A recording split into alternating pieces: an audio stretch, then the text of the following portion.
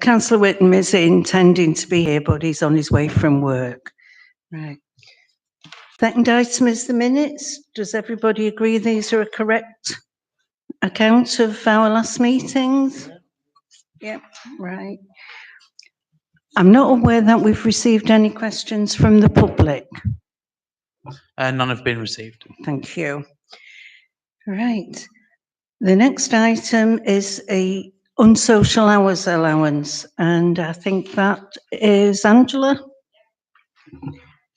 Okay, so this paper details a small change proposed to the access criteria for allowances for staff in relation to working evenings, weekends, and or nights and on call.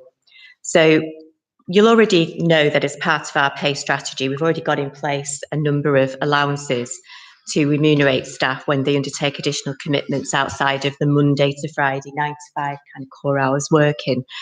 So these allowances were created nearly 10 years ago now as part of the harmonisation of terms and conditions under the single status agreement implementation. And they've been pretty much largely unchanged ever since, really. So I think the point I want to make in terms of this report, it is a small change to the wording of the policy, and it's in response to a situation within one of our services, and in particular it's a supported living service which provides accommodation for people with learning disabilities. And it was identified a couple of years ago as an area for review, where we could come up with potential alternative delivery models that benefited the residents who were living in those houses. As a result of that review, the houses were reduced from 6 down to 4, and some of the buildings were decommissioned. What that kind of highlighted at the time, I suppose, was that we needed a bit more flexibility in how we remunerated staff that worked outside of core hours. So the changes that are proposed in this report are in 2 parts. So we want to introduce an on-call payment in supported living that addresses their particular requirements at this point in time. And the on-call payment we're proposing is paid at a sessional rate rather than a percentage, and that's to reflect the differences in those individuals who will be subject to the on-call position. So we're proposing a £25 per on-call shift, which is through the hours of 8 p.m. to 8 a.m. And payments will be in line with normal working arrangements if they're actually called out. So this is just a payment to be on an on-call rota. Okay, so that's part one. The second part of the proposal is to remunerate those workers who work additional shifts as overtime. Now, we anticipate that this isn't going to be a permanent solution. This is a point in time. So what was happening, there was a situation where employees were attracting the same percentage enhancement as they got for their contracted working pattern. So for example, if an employee who works nights gets a 20% enhancement, works an extra day shift, they were being paid an additional 20% on top of their basic pay for the shift that they worked. Whereas in comparison, a worker who had a day contract was only getting 6% enhancement for an extra night shift. So the review highlighted that there were some inconsistencies in the way that the payment system was working. So what we've talked about and what we've agreed with the trade unions, and Scott will verify that position, is as a temporary measure, we want to just change the wording around our allowances structure to allow this service to work in a much more flexible way.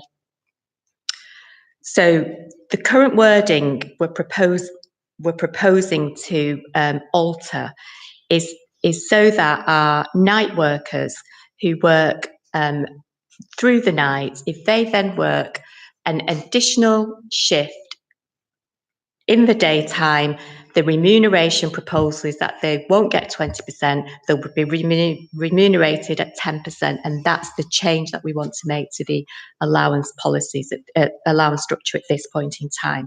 What I will go on to say is that in the HR programme for 2019-20, we're going to be undertaking a fundamental review of the allowance payments.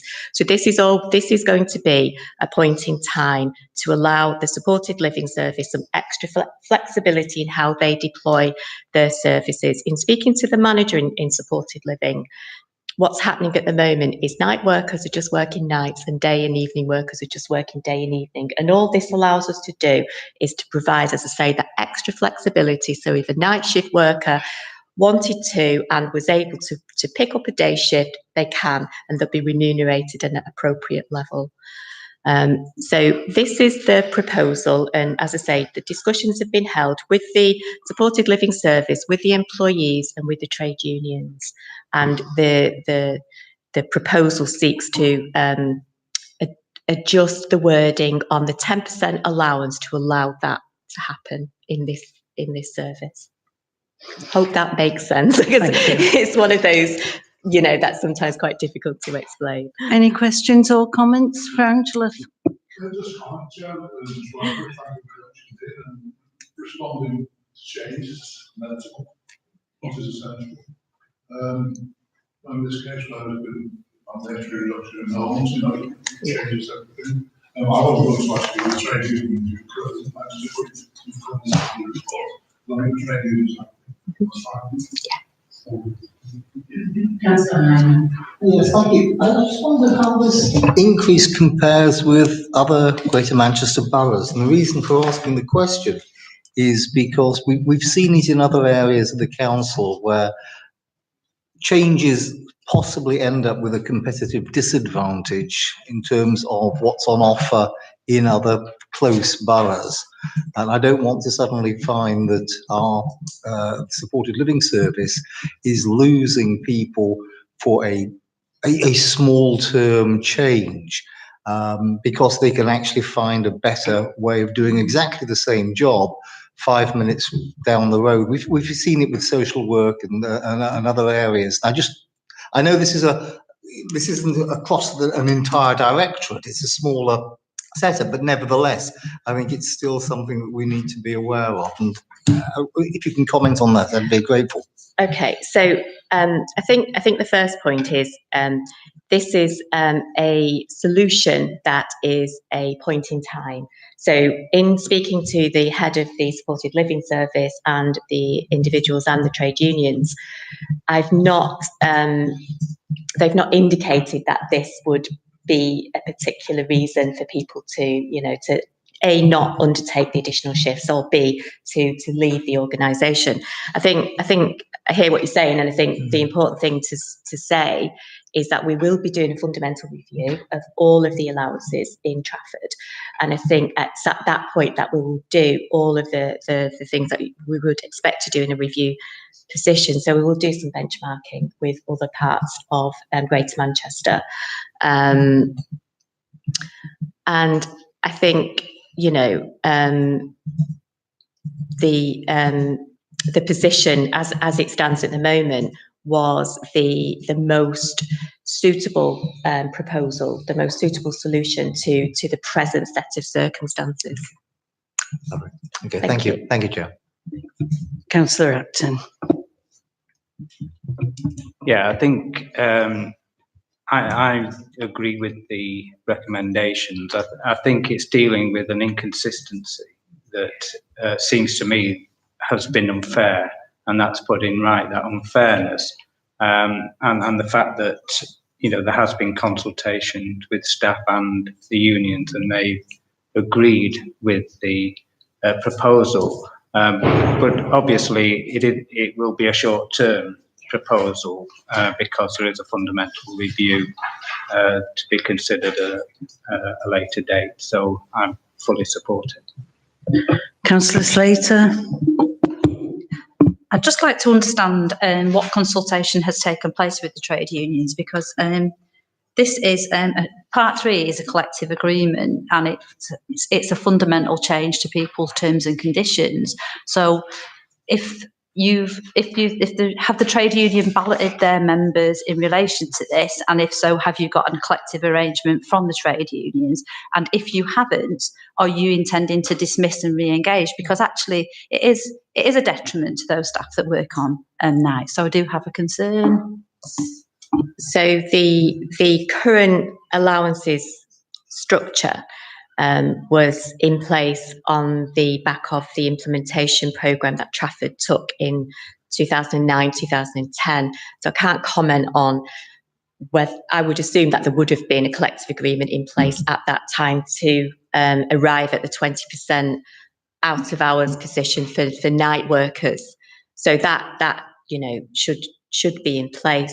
So as I said earlier, this is it's a solution which is affecting a small group of workers to allow the manager of the supported living service to deploy staff more flexibly. That's all this is really. It's not necessarily a fundamental change to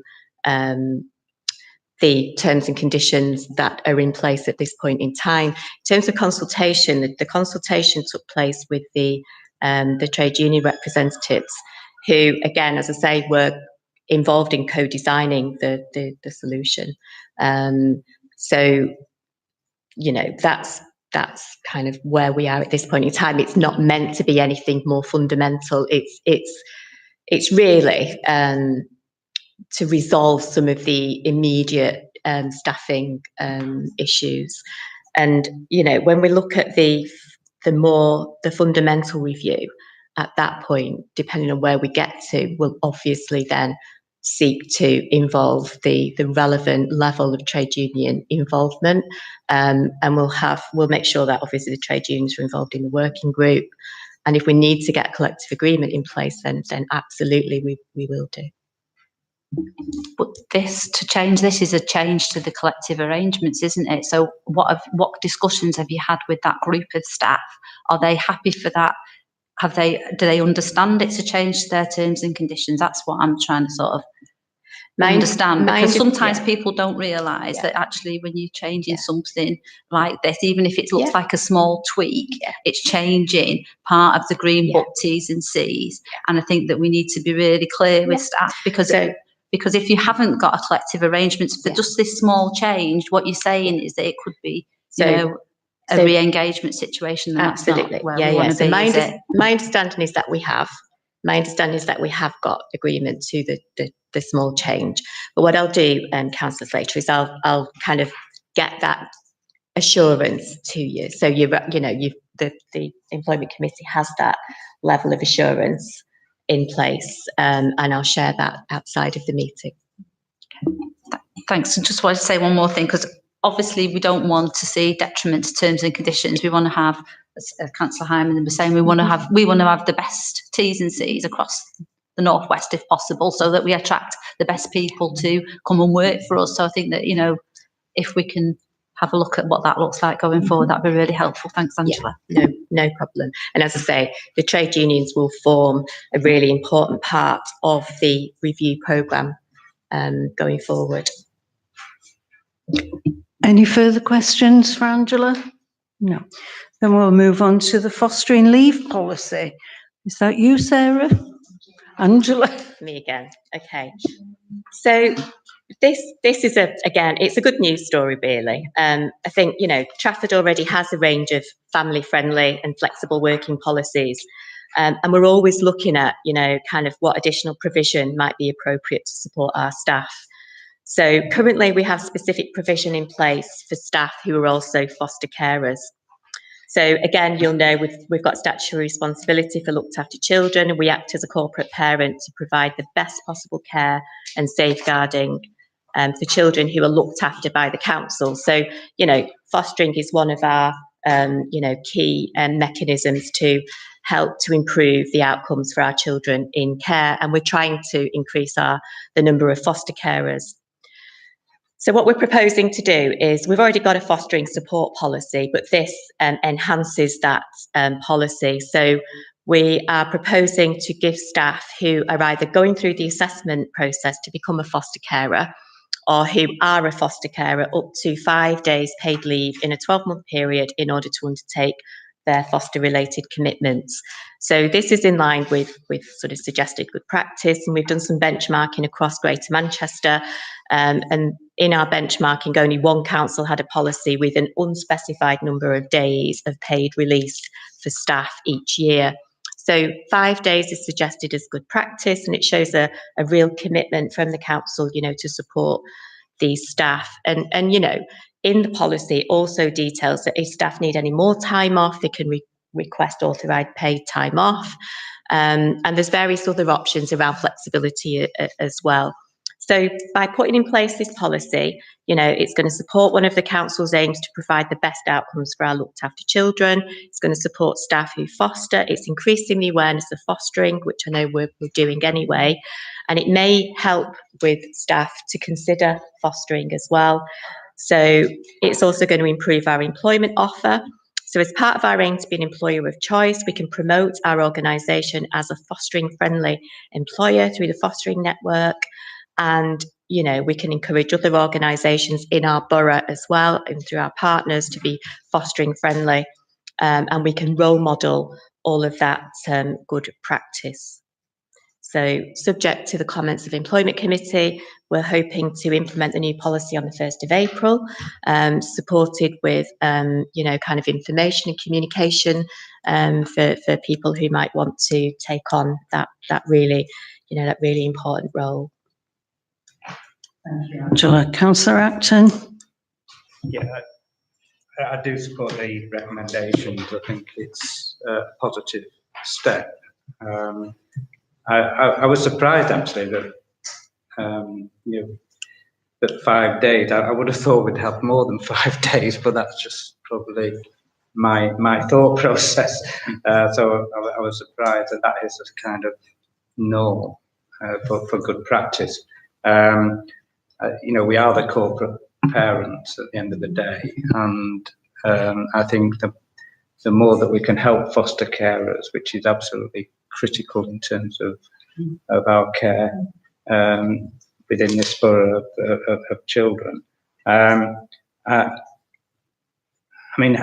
don't know how many foster carers we do employ.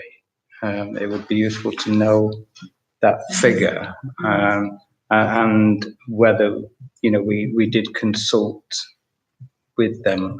I can't remember. I have read the report, but I can't remember whether we'd said that we had consulted with them, and whether we consulted widely with the foster care sort of family, really.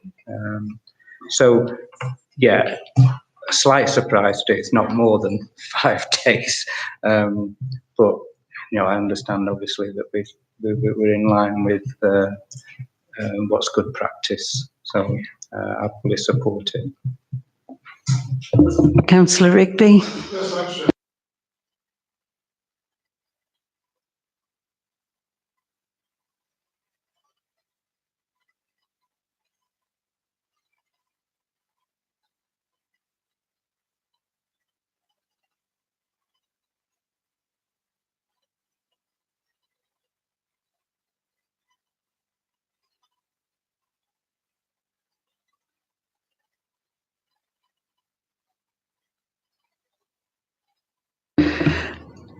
Yeah, the only concern I've got is the 5 days is fine, but how we're going to monitor if foster carers need additional time off, that there's some consistency across all the departments of the council. And I think that's something we need to try and firm up so our staff have got clarity.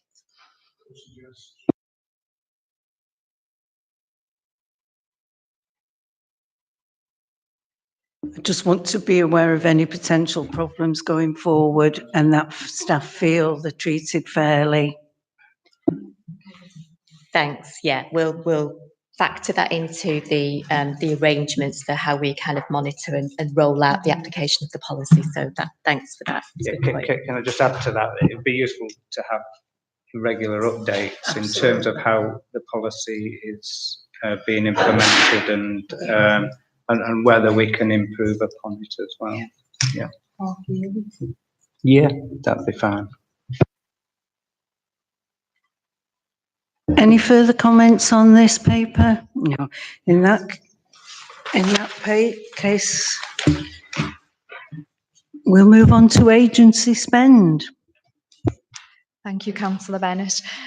So I will just take you through the highlights of the agency spend report, if that is okay. So the report covers period Q3, which is the 1st of October 18 to the 31st of December 2018. And I'm pleased to report the total agency spend has decreased significantly when compared to Q2 2018, which Q2 was a total of 565,000. The total agency spend for this period is just shy of 471,000. All vacancies are subject to the approval of HR, Finance, and then the relevant corporate director. The breakdown of agency spend over Q3 is attached as Appendix 1, and Appendix 2 provides information on the length of the relevant assignments. All data has been mapped against the council's new corporate structure, and I'll just take you through each of those directorates and pick out the salient points. So in children and families, the total spend was just over 79,000, which was a decrease from the previous period, which saw a total spend of 134,000. Agency spend in this area is mainly attributable to supporting the council discharging its statutory responsibilities. 66% of spend is attributable to interim qualified social workers. In order to reduce the need for associated costs associated with agency workers, a permanent peripatetic team remains in place, ensuring that experienced social workers can be deployed quickly to cover short-term, time-limited placements. In the adult services, agency spend totaled just over 229,000, which is a decrease on the previous period, which was just shy of 263,000. Agency spend in this area is mainly attributable to supporting the council discharging its statutory responsibilities. In order to improve the recruitment and retention of social workers, the service are introducing the Trafford Academy, and full details of this can be found contained within the report. And I'm sure if you have any specific questions on that, Angela and her team have played a key and fundamental role in setting up that academy, so we'll be able to take some questions. Commissioning agency spend has increased significantly in this area from 43,000 in Q2 to 69.5 in Q3. This in the main can be apportioned to maternity leave cover, sickness absence, and some ongoing recruitment issues. In governance and community strategy, spend remains static at around 56,000, and this is largely attributable to challenges recruiting solicitors. Finance and systems, there's been an increase in this reporting period to 11,000. Spend is split between finance and procurement. Within the People Directorate, total spend equated to 5,000, which represents a significant reduction. And this reduction is mainly attributable to the successful recruitment in comms and marketing roles. Police has seen an increase in cost from 10k, let me get that right. An increase in cost in this area from 10k in Q2 to 20k in Q3, and the spend is mainly in building control. Finally, consultant spend, which has increased significantly from 75,000 in Q2 to 233,000 in Q3. However, the spend is attributable to delays in recruitment within the Police Directorate in the main and support with the integration CCG programme. I am pleased to advise that at least 2 of the permanent roles have now been filled and out to offer, and we are constantly reviewing our requirement for consultant report. I'm happy to take any questions that you may have on agency and consultant spend. Does anybody have any questions for Sarah on this paper?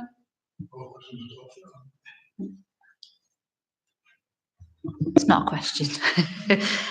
Just wanted to say that the stuff that you're doing around the Trafford Academy, I think that it's absolutely brilliant, and I think that we should put on record that's really hard work that you've been involved in there, and I just think that just thank you for doing that, and I'd like to understand it better and stuff myself, but I just think it's really positive that we're actually looking to recruit and retain people via this vehicle for our social workers and stuff. I think it's really positive, and thank you, Angela, for that. Councillor Acton. Yeah, just to say, obviously I'm pleased that overall the spend has gone down. I think obviously, we will continue to sort of monitor that, but to agree with Jane in what she said about the academy, it will be useful to know more about it and how it's sort of operating. But it does seem a really good initiative, and hopefully will improve things even more.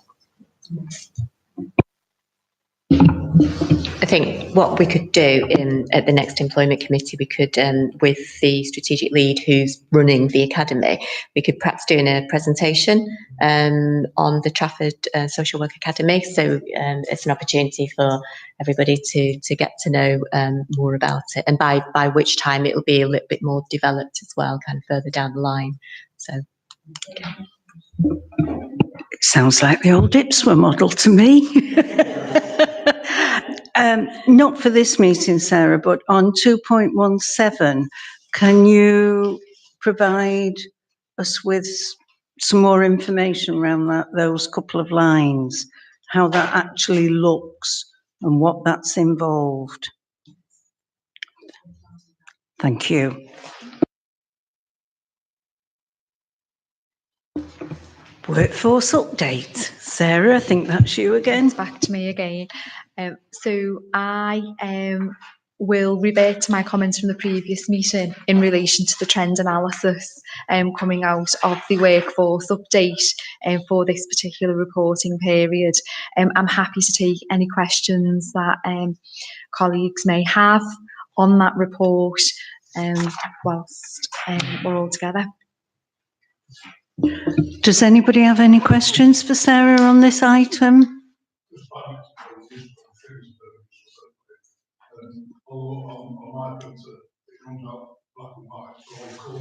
Yeah.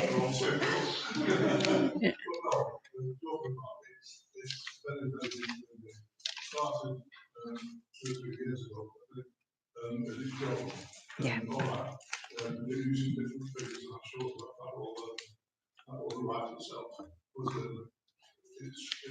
Very handy. Yeah. Thank you, Councillor Rigby. Any further questions for Councillor Slater? Just, when we have people acting up, how long do we normally allow that to sort of take place? Because obviously if people have been doing it and they're acting into a vacancy, obviously you would expect them to have some rights around that. So, because there was a couple that I saw that were over a year, so I don't know if it's the same person. Yeah, there's no clear answer to that, because obviously the need often dictates how long we need people to act up for. But what I will say is they are reviewed every 2 to 3 months to assess the viability of those roles continuing. We try to make a decision one way or the other as we're heading towards the 12-month mark. Yeah. Thank you. The next item is the quarterly report on exemptions to the sickness policy. Is that you? Hello, thank you. I can confirm that 2 requests have been received quite recently during March 2019. Both of those requests to extend sick pay were relating to long-term absences relating to a cancer diagnosis. The request has come through to extend for 3 months for both those examples. Both have been agreed, and occupational sick pay will be extended to the end of June, and it'll be reviewed mid-June to see what happens thereafter. Any questions on this item?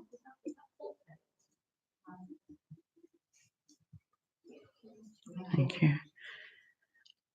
Is there any urgent business for the committee? No.